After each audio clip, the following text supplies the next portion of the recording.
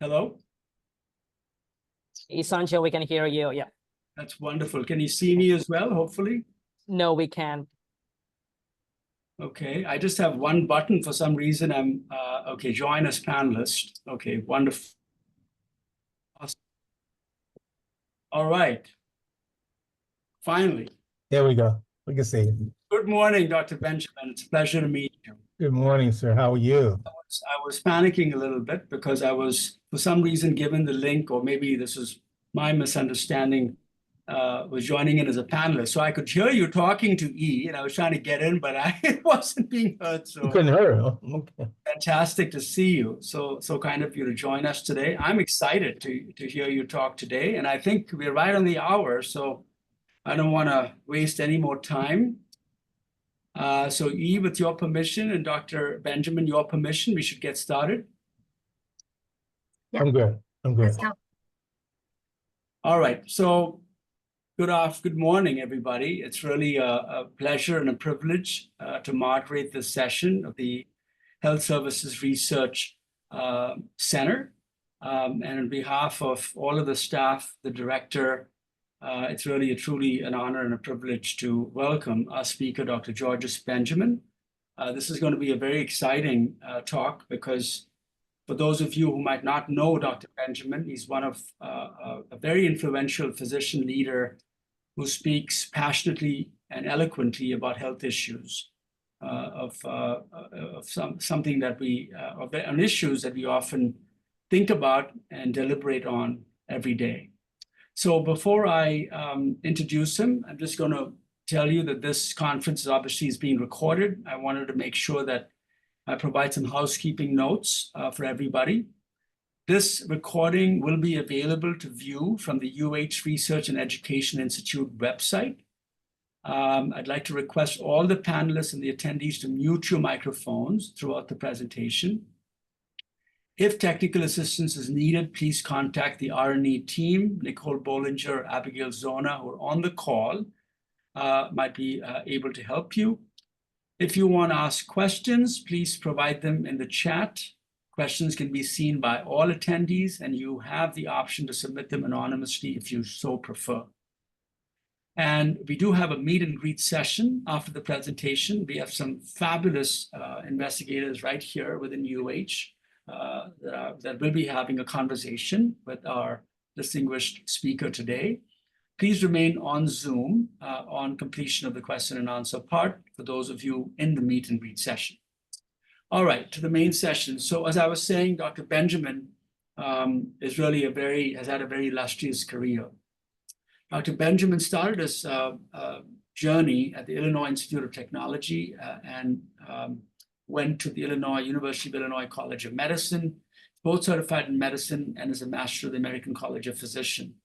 He's a member of the National Academy of Medicine, the National Academy of Science, Engineering, and Medicine, and really very much, consistent with his role in some of the agencies that he's worked in. He serves on the boards of many nonprofit organizations, including Research America, the Truth Initiative, the Reagan-Udall Foundation for the FDA, the Environmental Defense Fund, and CERIS. And for those of you who are listening to me listing out these organizations, these are some of the most eminent think tanks in the country. Dr. Benjamin has also had a military career. He began his career as a military physician in 1978, where he trained in medicine at the Brooke Army Medical Center. Really had a very distinguished career in the Army for several years. And after leaving the Army, he chaired the Department of Community Health and Ambulatory Care at the District of Columbia General Hospital. And he's promoted to acting commissioner for public health for the District of Columbia. So as you can see, he's had a very distinguished career. I can't think of too many people who've had a distinguished career in the Army and then went on to serve, public health in public agencies. So that really makes him very unique. His academic career has consisted of a full range of endeavors, from teaching and policy research to academic program development and management. Dr. Benjamin has combined his expertise as a clinician, his academic experience, and his knowledge in public health to become one of the nation's experts in public health emergency preparedness.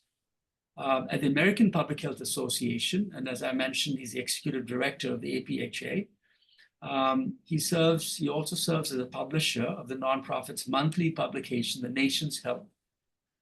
This is the association's official newspaper, and the journal is the American Journal of Public Health. The profession's premier scientific publication. He's the author of more than 200 scientific articles and book chapters, has been a prolific book author, has written multiple books. His most recent book, Public Health Under Siege, Improving Policy in Turbulent Times, explores the impact of policy on our nation's health and offers specific actions to improve health and extend life expectancy.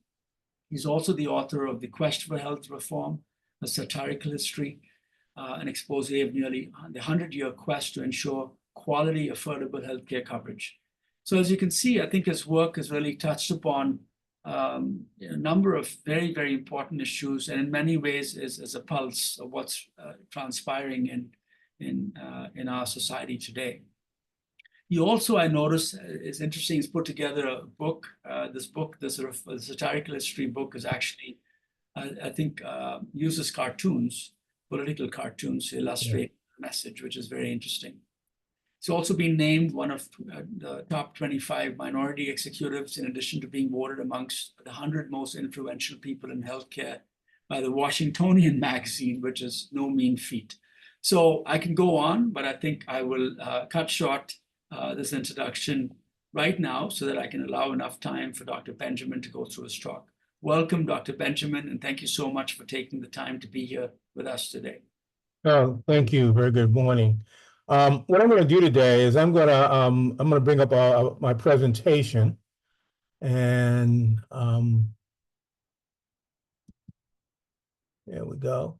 And what we'll do is I'm going to play an introductory video, and then talk a little about a study that we just recently released from the National Academies, which looked at unequal treatment as an issue here in our country. And the obligatory slide that points out that I don't really have any financial things to disclose. Pointing out that our study was funded by the NIH and AHRQ, and some funding from the National Academies dissemination efforts to the Kellogg Health and Public Fund.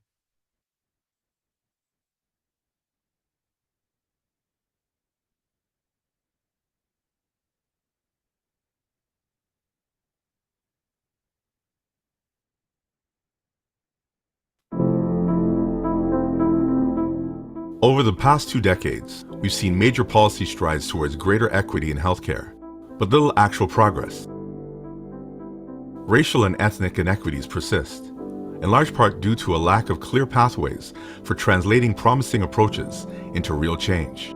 Factors include weak policy implementation, continuing racism, a tendency to focus only on treatment rather than prevention too, continue to create serious roadblocks. A conceptual framework from the 2024 National Academies Report, Ending Unequal Treatment, inspired specific recommendations for turning ideas into action.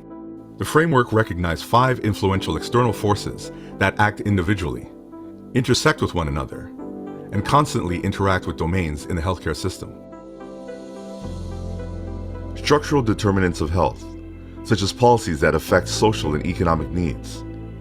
Oppression and structural racism, enabled by historical and continued policies such as residential segregation. Social determinants of health, such as access to transportation, that disproportionately impact minoritized populations and manifest as unmet health-related social needs, including unemployment, which many healthcare systems are unable to address.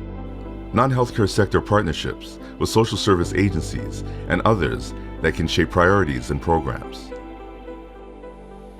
And societal commitment to remove barriers and create equitable access to resources.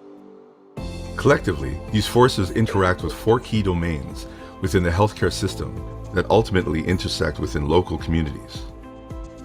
Healthcare laws and payment policies are at the heart of persistent barriers keeping all individuals from receiving equitable healthcare. Healthcare service delivery focuses on quality, culturally sensitive care for all, and considers issues such as workforce, clinical decision-making, integrated health and social care, health literacy, and more. Discovery and evidence generation includes the levers needed to implement, evaluate, and enforce strategies to eliminate racial and ethnic healthcare inequities, advance healthcare equity, including research, funding, data, and infrastructure, to name a few. And accountability involves legislative oversight to ensure that laws have their intended impact, and systematic standards and procedures are in place to enable reviews of implementation, effectiveness of interventions, and more. Together, we can create a system that achieves healthcare equity and promotes optimal health outcomes for all individuals regardless of race, ethnicity, or other demographic factors. Learn more about specific recommendations within this framework at www.nationalacademies.org/ending-unequal-treatment.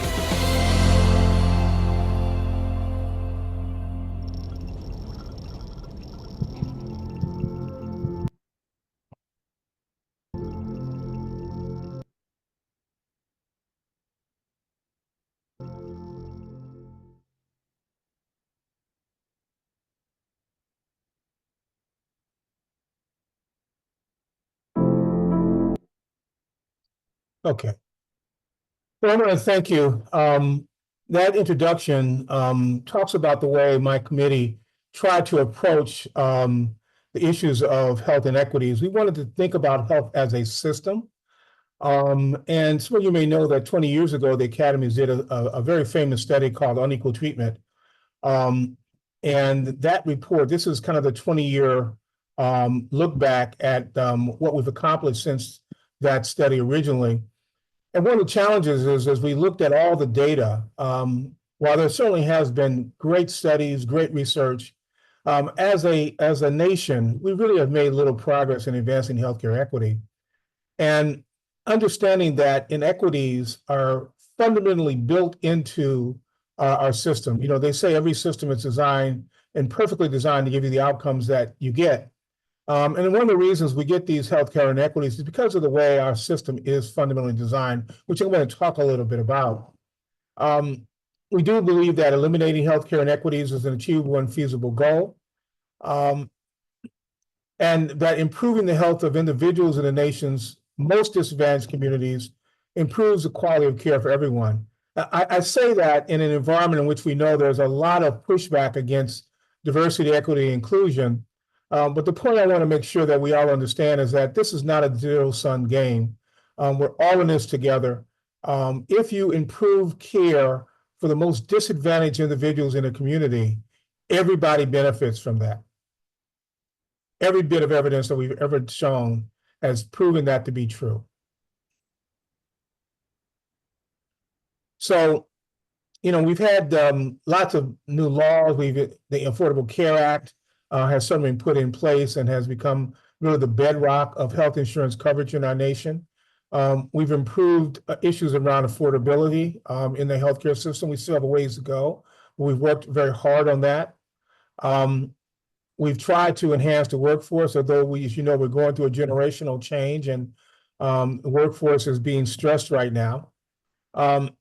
So, you know, the system has certainly in many ways evolved over the last 20 years. And some of these changes that we've had in our system have advanced health equity, but others have, you know, really slowed down the progress. Some have been less impactful. Some of the improvements have been uneven, and some have even blunted the impact of positive reforms, particularly when we do something for a short period of time, don't continue them, some of the policies that we've had.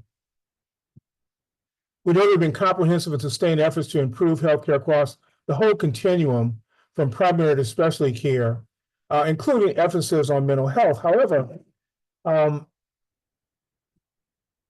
real focus on building a comprehensive primary care system is essential, and we need to do a lot more in order to be effective.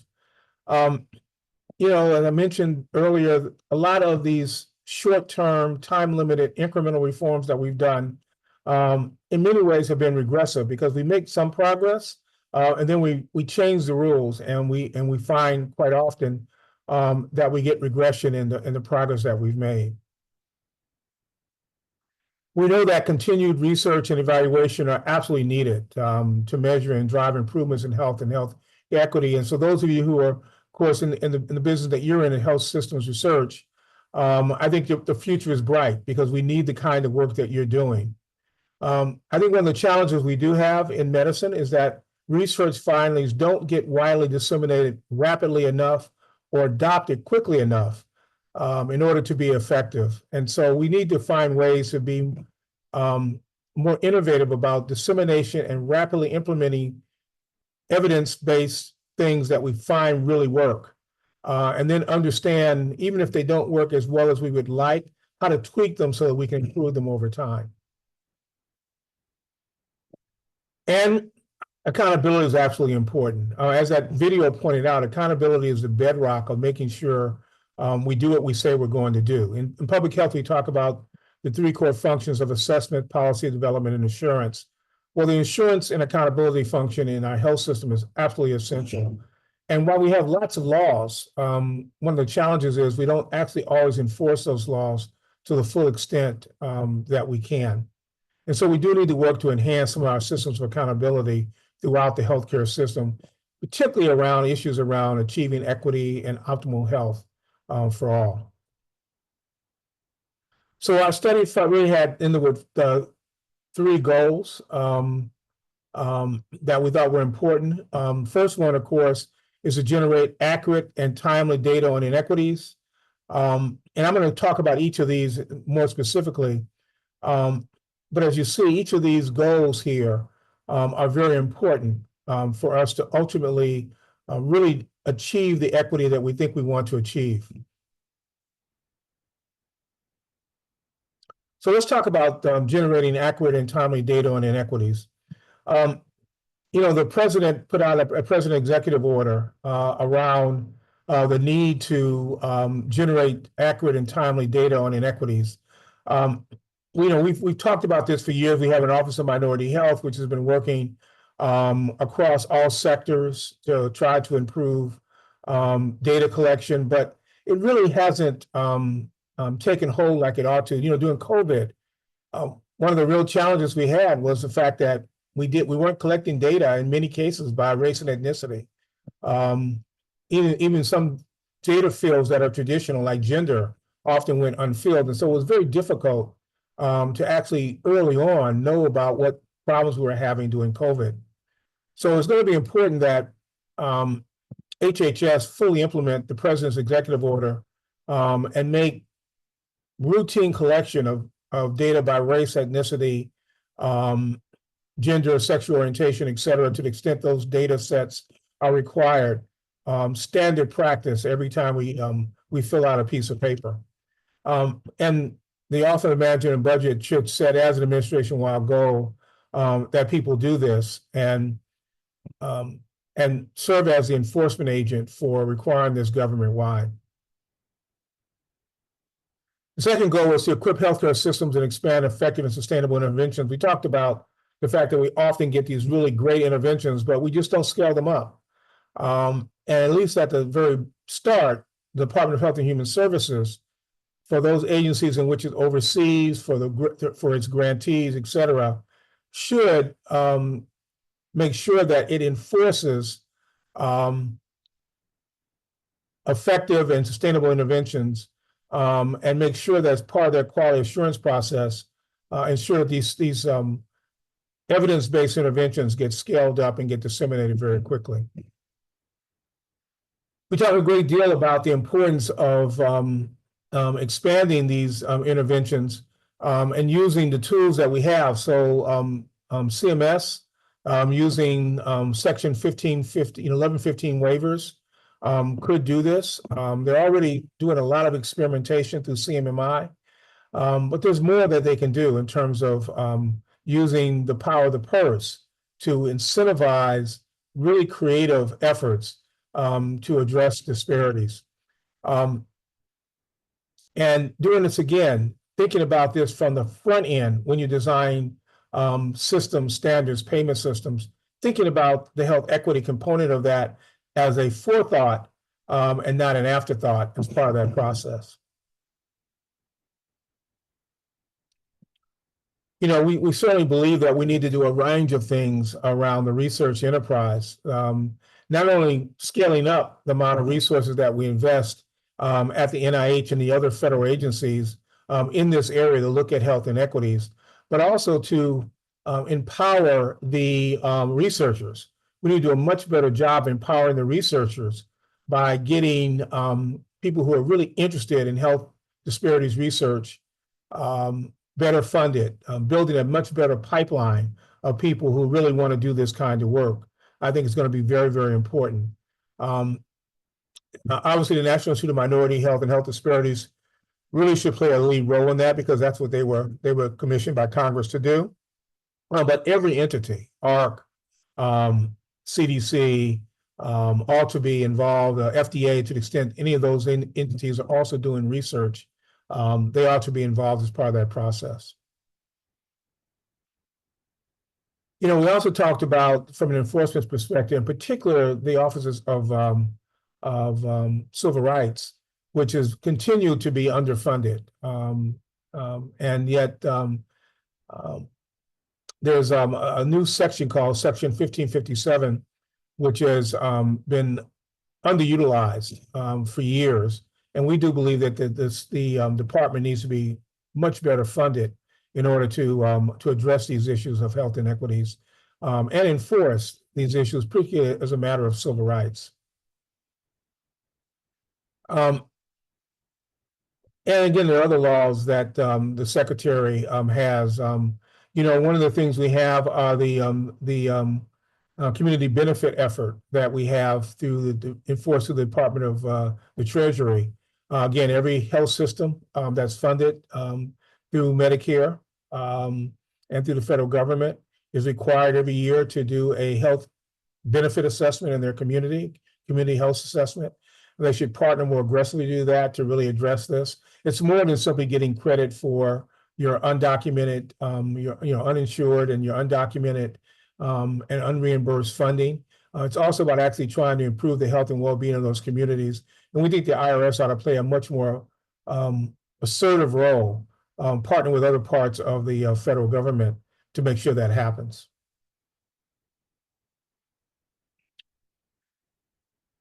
And then we think that our system again is designed for inequities. We don't have a pathway for comprehensive health insurance coverage for everyone. When the Affordable Care Act was initially passed, it was really designed to do that. And then the Supreme Court stepped in and got rid of the Medicaid mandate. That has turned out to be very disruptive because we still have several states in the nation who don't provide coverage for all of its citizens. We saw that a lot in the data, and we continue to see that in terms of our ability to provide comprehensive care for everyone. I'm not necessarily advocating for a single payer system per se, but I am advocating for a system with everyone in and no one out that actually you can achieve with the Affordable Care Act, assuming that we fully implemented it as originally designed. We also have to deal with these issues of disparities in payment. We're having a continued problem with disparities between what we pay for Medicare and Medicaid and insurance payments. And we need to figure out how we harmonize those payments much better as we go forward. It's becoming huge differences in reimbursement, and it's affecting who will take patients. There was a time when we had to only worry about who would take Medicaid patients or the uninsured. Now we're having to worry about who will take Medicare patients in communities, and that's creating an enormous number of care deserts around the country. And care deserts not just for specialty care, but also for primary care and OBGYN care in this country. So we have a lot of work to do. And of course, one of the biggest holes in our system is the fact that we've not met all of our treaty obligations with the Native American population. So Congress needs to really fully fund the Indian Health Service on a mandatory basis so that we actually can improve the health and well-being of our Native American community.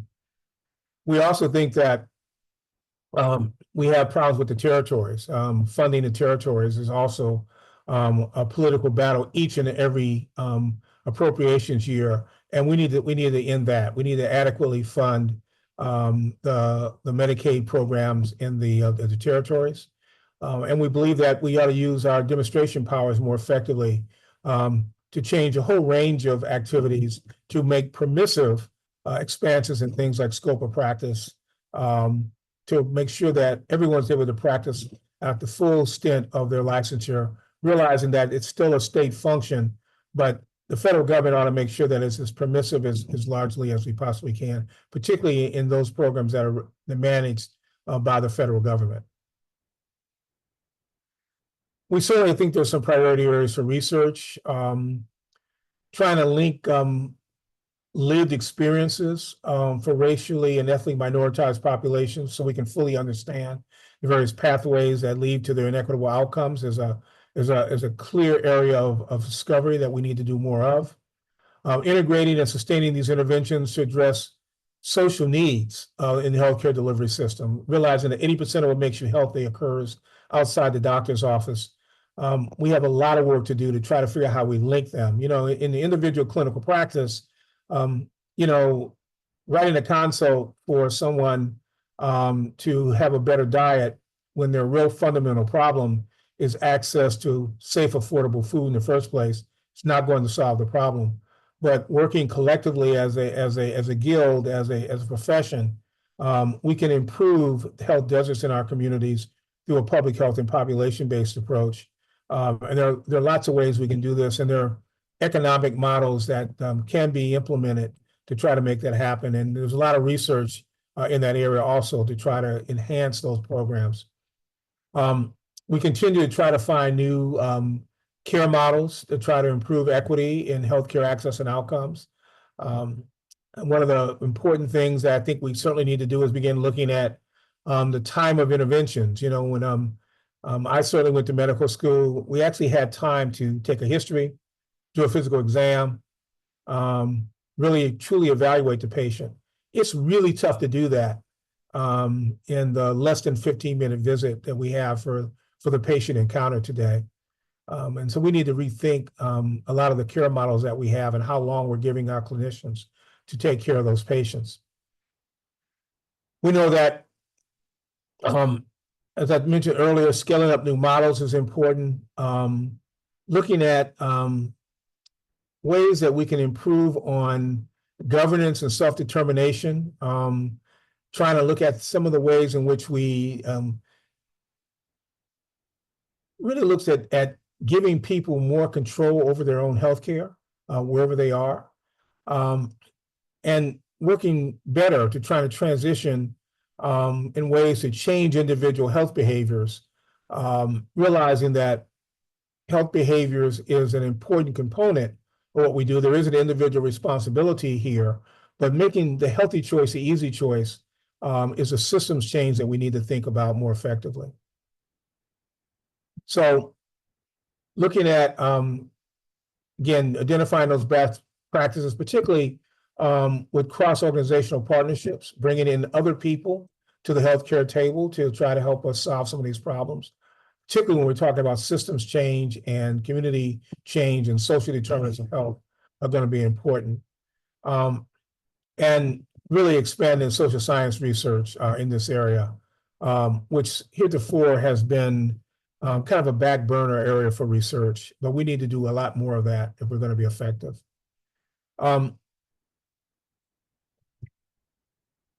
As you know, this whole issue of how you compare groups, you know, historically we look at African Americans versus whites, African Americans versus the Hispanic population, African Americans versus the Native American population, Pacific Islander population or Asians.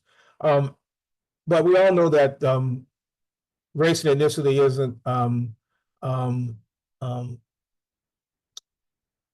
cannot be looked at in a way that is where every race is uniform, that there are all kinds of various, you know, we now have people that are very much interested in thinking about what happens in biracial communities, different life experiences, different economic models. We need to figure out ways we can put all these things together in more effective ways to do that kind of subsector research as a way of trying to understand what the impact is on life experience, on even though we know race is not a biological construct, but a social construct, we need to better understand what that means in trying to move healthcare forward.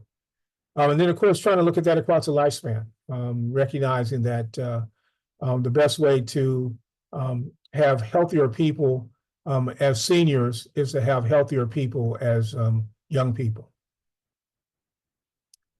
So in conclusion, our study looked at a whole range of things and how we've been over the last 20 years. We believe they have many of the tools to reach these goals that they're available, and then they need to be fully utilized, but we're not fully utilizing a lot of the stuff that we have on the table.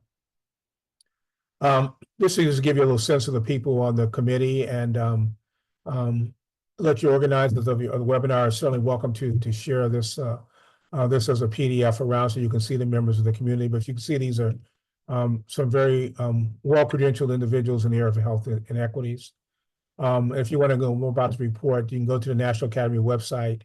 We can make that certainly available to you so that you can actually read the full report. It's a pretty thick report. With that, I'm going to stop and take questions. Terrific. Thank you. Thank you very much, Dr. Benjamin. Certainly enjoyed this presentation. Very thoughtful, very thought-provoking in terms of the issues that you raise. So I open this session up for questions, but maybe let me set the stage. I have a few questions that I'd like to pose to you, but also I'd like to let the rest of the audience know that in approximately, maybe 5 minutes or so, we'll transition to the Meet the Investigators. And Dr. Benjamin, we have 3 of UH University Hospital's best investigators here waiting to talk to you, Dr. Ronis, Dr. Shog, and Dr. Faryar, who are here on the conference. So we'll pivot to that format in about 5 minutes or so. Okay. So you brought up, several major issues. And, the first thought-provoking statement that you made is the results of a system are often those that it's designed to produce, right? Or POSIVID, which was an acronym for purpose of a system is what it does. So unfortunately, the medical system produces, poor results because there are multiple levels of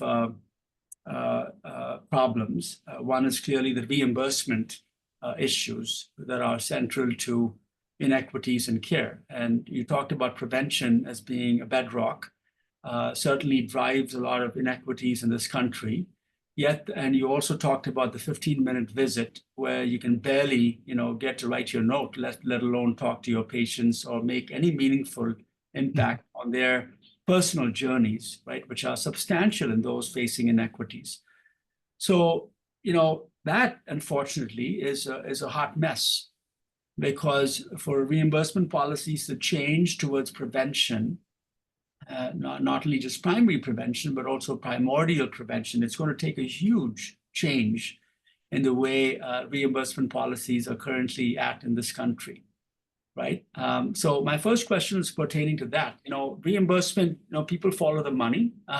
You change reimbursement and, behavior changes like that. And tomorrow you'll see a lot of people spending 60 minutes because it pays more to spend 60 minutes with your patients. It's obviously a cynical view, but you know what I'm getting at. Your thought on reimbursement policy? Well, I remember, first of all, you got to decide what goal you're trying to accomplish. So when I was the Secretary of Health in Maryland, we were certainly having challenges with primary care physicians. I mean, this is 20 years ago. And so we recognized that we needed to pay primary care physicians more. And so it turns out that the state does control reimbursement for Medicaid. So this is not you don't need big federal policy to change this. You can change, you do have to get permission, but you can change this at the state level. And what we basically did was we just changed the reimbursement rates. We raised them over 2 or 3 years because that was the way we had to do it to get the money into the budget. But you can't do that. And we basically tracked the fact that we were able to get more providers into the system by doing that. I left before it was fully implemented. My term ended, but it was effective in getting more people to stay into the system. We don't think very much of that, we throw a lot of money into the Medicaid program in many states every year. The nursing homes get their cut, the hospitals get their cut. And those are big dollar amounts. Those aren't little bitty dollar amounts. So paying physicians and nurse practitioners and other clinicians that you have a need to, for workforce purposes, for accessibility purposes, ought to be a goal. Now, you need to do the studies. You need to document that you have shortages. You need to document that it will, that reimbursement is one of the reasons that you're having these challenges. But that can be a very effective tool. You don't have to wait to do that. Now, at the national level, yeah, we ought to do it a lot more effectively at the national level. I personally am one, I've often floated this concept that if we had a system where everybody got paid Medicare rates, and that you got, just like with your almost every other payer for every other service in the country, that you get paid right away. You get 90% of your clean claims were paid right away so that you didn't have to have the float, that physicians would be much more likely to accept a lower reimbursement rate if they didn't have to worry about the cash flow issue, because their back office costs would go dramatically down. And we just haven't designed the system to do that, as an example. I would love to do that. Now, understand, I was in Maryland, where we have an all-payer system, Yes. where we regulate hospitals like a public utility, and it works quite well. Very, very unique, though, because Maryland is sort of an outlier, but clearly an example that it can work. Yeah, but imagine if we had an all-payer system for the whole nation. We could control costs. 100%. Yeah, so. Great answer. Let me open this up. Do anybody else have any questions? Well, let me I have all these questions for you, so might as well get you to the second question. The second question is in the last mile, right? And this has to do with what you spoke about, which is community needs assessment, and often for individuals facing inequities, which is really not a race-based construct, but really people who are socioeconomically disadvantaged. Yeah. Last mile needs assessment is critically important. That includes community needs assessment, understanding the local context, where what problems people face locally. Yet there's a huge problem in the American health system, because community health workers, for instance, are a good model to provide the local context and to provide, the last mile, literally, to patients that need them. And as you know, the reimbursement policies for community health workers is a mess. I mean, there are various systems across the country. Certain state Medicaid programs do it, but oftentimes many community organizations have to rely on philanthropy, grants. What are your thoughts on at least setting a national? Now, there has been some movement at Medicare to provide reimbursement for community health workers. Any thoughts on that, in the last mile and community health workers? Yeah, I do think, the challenge is that while I would love to advocate for a national standard for all community health workers, the skill set is pretty broad, even within that workforce. They do have a national association now. And I do think that in many ways that we do need to make sure we get this right, but this is an area for research, I think. It's trying to figure out what a series of idealized models. If we could come up with 3 or 4 different models that really, really worked well, improved patient accessibility, patient understanding, got people into the system, and we could document the return on investment, then we could go from this kind of hodgepodge patchwork of different ways of using community health workers to a few models that are evidence-based. Then we can go to CMS and say, hey, let's fund these 3 on a demonstration model, at least with the goal of extending them if they work, and then integrating those into the healthcare system. But the secret, of course, is looking at the return on investment, and that return on investment has to be, obviously, healthcare outcomes have to be major parts of the measures and metrics, but there's a whole lot range of other societal goods that ought to be measured. In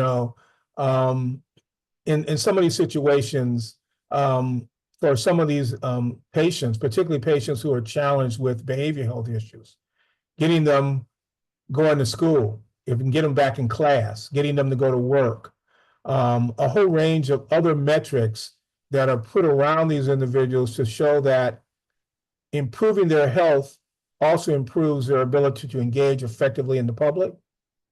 Metrics like that can also be used as ways of measuring the return on investment. And there's an economic cost you can put to that that we ought to be able to measure. But far too often, we simply look at just the medical care costs on things, and we don't address the societal costs at all. Awesome. So it's 11:40, and I think this might be a good, unless others have any other questions, I think I'm going to officially sort of pivot to meet the investigators session. And I don't know, I'm going to also ask E. Fritz if there are any other announcements I should make before we transition, or Nicole, No, we're good. transition.